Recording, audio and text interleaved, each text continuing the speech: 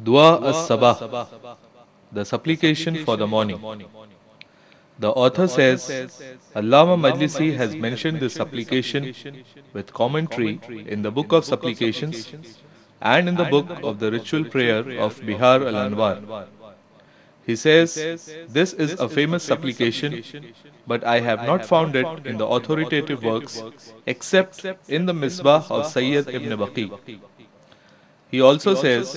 it is well known that this supplication should be recited after the mandatory ritual prayer of the morning, but Sayyid ibn Baqi relates that it is recited after the nafilah of the morning. Either of these instructions may be followed. بسم الله الرحمن الرحيم اللهم يا من دلأ لسان الصباح بنطق تبلج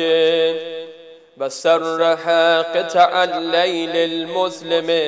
بغياهب تلجلج وأتقن صنع الفلك الدبار في مقادير تبرج وشعشع ضياء الشمس بنور تأجج يا من دل على ذاته بذاته وتنزه عن مجانسة مخلوقاته وجل عن ملائمة كيفياته يا من قرب من خطرات الظنون وبعد عن لحظات العيون وعلم بما كان قبل أن يكون يا من أرقدني في مهاد أمنه وأمانه وأيقظني إلى ما منحني به من مننه وإحسانه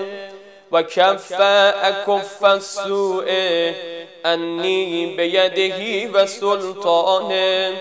صل اللهم على الدليل إليك في الليل الأليال والماسك من أسبابك بهبل الشرف الأطول والناصر الحسب في ذروة الكاغل الأعبال والثابت القدم على زهاليفها في الزمن الأول وعلى آله الأخيار المصطفين الأبرار وافتح اللهم لنا مصاري الصباح بمفاتيح الرحمة والفلاح وألبسني اللهم من أفضل خلق الهداية والصلاح وأغرس اللهم بعظمتك في شرب جناني ينابيع الخشوع وأجر اللهم لغيبتك من أعماق زفرات الدموع وأدب اللهم نزغ الخرق مني بأزمة القلوب إلهي إن لم تبتدئني الرحمة منك بغصن التوفيق فمن السالك بي إليك في واضح الطريق وإن أسلمتني أناتك لقائد الأمل والمنام فمن المقيل أسراتي من كببات الهبا وإن خذلني نسلك عند محاربة النفس والشيطان فقد وكلني خذلانك إلى حيث النسب والهرمان إلهي أتراني ما أتيتك إلا من حيث الآمان أم ألقت بأطراف هبالك إلا حين باعدتني ذنوبي عن دار الوصال فبئس المتية التي امتتت نفسي من هواها فواها لها لما سبلت لها ظنونها ومناها وتبا لها لجرأتها على سيدها ومولاها.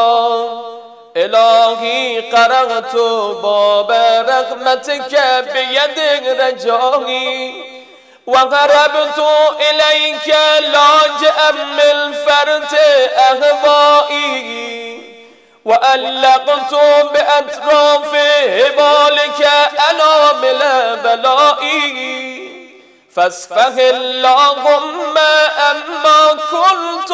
أجرمته من زللي وخطائي وأقلني من سرعة رضائي فإنك سيدي ومولاي